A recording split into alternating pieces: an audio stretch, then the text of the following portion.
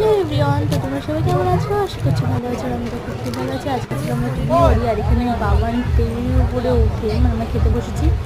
ওখানে উঠে এতটা মানে মানে মানে যে কাগজগুলো থাকে ওগুলো গুলিয়ে গালিয়ে একটা একার ব্যাপার করে দিয়েছে। আর এখানে কটা ছবি দেখো আমাদের কেমন লেগেছে প্লিজ কিন্তু কমেন্টে জানিও।